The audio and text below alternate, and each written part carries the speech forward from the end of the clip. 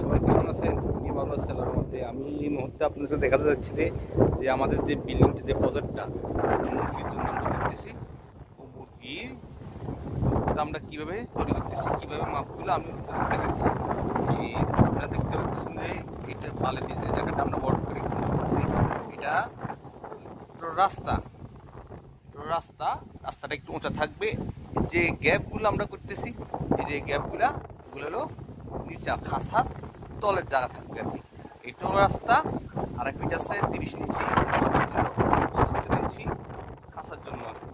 তো আমি যদি আপনাদেরকে দেখাই, এটা আমরা কাজ কার্যক্রম চালু করতেছি আমরা, যে বৃষ্টির কারণে, বন্যার কারণে আসলে এই কাজটা আমাদের এখানে এই মুহূর্তে স্থগিত আছে।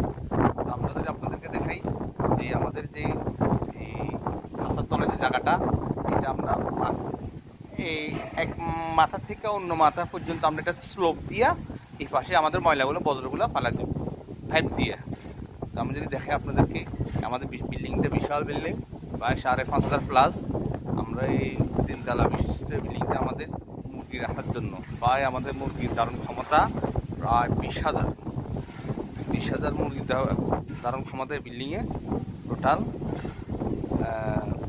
তো আমরা যদি আপনাদেরকে দেখাই যে আমাদের, আমি আছি এখন মধ্যে দোতলায়, আমরা মিস্ত্রি ভাইরা কাজ করতেছে এই পাশে, আর এই পাশে আমরা এখন আপাতত বৃষ্টির জন্য বন্যার কারণে স্থগিত রাখছি আমরা। তো এইসব পরবর্তী ভিডিও আপনাদের আপডেট জানাবো, আমার সাথে থাকেন, আমার চ্যানেলটা সাবস্ক্রাইব করে দেন। সবাইকে ধন্যবাদ, লাইক এবং শেয়ার করে দেন যাতে অন্য অপর ব্যক্তি দেখতে পারে। আসসালামু আলাইকুম।